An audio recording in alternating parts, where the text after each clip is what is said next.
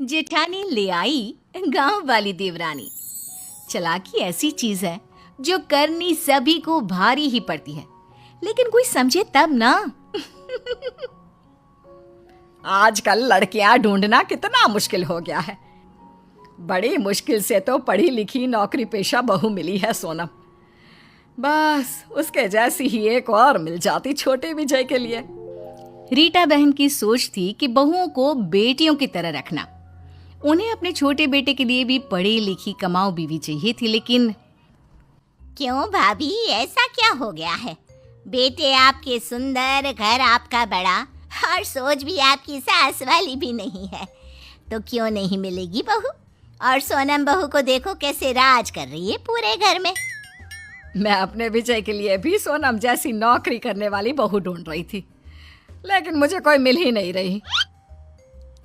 काम करने वाली बहू? लेकिन भाभी ऐसा क्यों? क्योंकि आजकल के लड़कों को ऐसी ही लड़कियां ज्यादा पसंद होती है जो उनके कदम से कदम मिलाकर चले, अपने पति की बराबरी करे। कल को एक की नौकरी ना रहे तो दूसरा सहारा बने। जेठानी जो मन में सोचती है कि भाई छोटी भी नौकरी पेशा आ गई तो घर का काम कौन करेगा, उसे देवरानी नहीं बस एक नौकरानी की तलाश थी। अरे कैसी बात कर रही है माँ? मैं तो नौकरी पेशा होकर पछताती हूँ।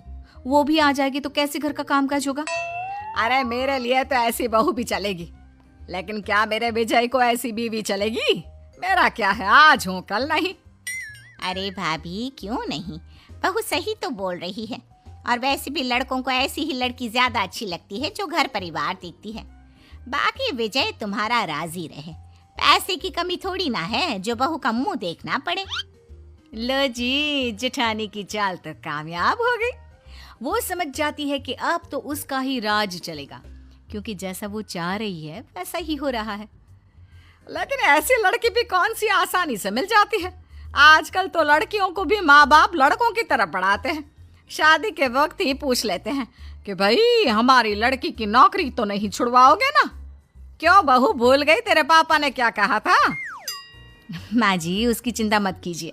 देवर जी के लिए एक सुंदर और घरेलू बीवी ढूंढने की जिम्मेदारी मेरी।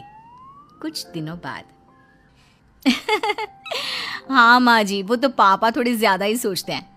नहीं तो कौन पिता नहीं चाहता कि बेटी ससुराल में काम करे, सास की सेवा करे। वैसे माँ जी मुझे अपने देवर जी के लिए एक सुंदर सी देवरानी मिल गई है।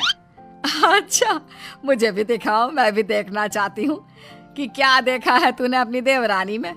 वैसे बात तो सही है, घर में भी तो कोई रहना चाहिए। घर दिन में ना काटने को दौड़ता है। जानती हूँ माँ जी। देखिए ये है रूपाली। ये एक छोटे से गांव से है, बहुत ही सुंदर, सुशील है, एकदम घरेलू टाइप। अरे मैंने तो सुना है कि पूरा मोहल्ला उस लड़की के गुणों की तारीफ करते नहीं थकता। अरे शादी हो गई ना देवर जी की तो राज करेंगे इसके साथ। हाँ। जेठानी सास को फोटो पकड़ा देती है। फोटो देखकर हाँ, सुंदर तो बहुत है, बाकी मिलकर ही पता लगेगा कि क्या करती है, कैसी है। और फिर विजय को भी तो पसंद होनी चाहिए ना। तो माँ जी आप कहे तो कल ही इनके घर चलते हैं, लड़की को भी देख लें और विजय भैया भी बात कर लें, और विजय भैया को मैं बता दूं। हाँ हाँ, क्यों नहीं।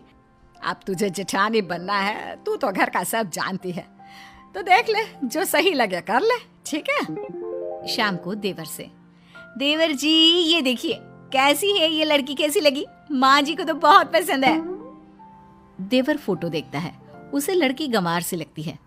नहीं भाभी, ये नहीं, इसे मैं सोसाइटी में कैसे अपने साथ खड़ा करूंगा? नहीं नहीं नहीं नहीं। जेठानी को अपनी सत्ता हिलती सी दिखती है। वो सोचती है कि अगर देवर ने कोई अपनी पसंद की लड़की खड़ी कर दी तो क्या होगा? घर बाहर का काम कर करके उसका तो जूस निकल जाएगा। ये सोचकर वो जोर से चिल्लाती है, नहीं नहीं देवर जी, आप ऐसा नहीं कर सकते। देवर हैरान, अरे किया क्या बेचारे ने? क्या नहीं कर सकता? अरे क्या सोच रही है भाभी? गरीब लड़की जिसने आपकी फोटो देखते ही आपको देवता माना, आपसे तो वो मन ही मन शादी भी कर चुकी हैं। माँ जी ने उसे ही इस घर की बहू के रूप में देखा, लेकिन आपको क्या, आप तो प्रैक्टिकल है, आप तो किसी हुस्न परी से शादी करनी है।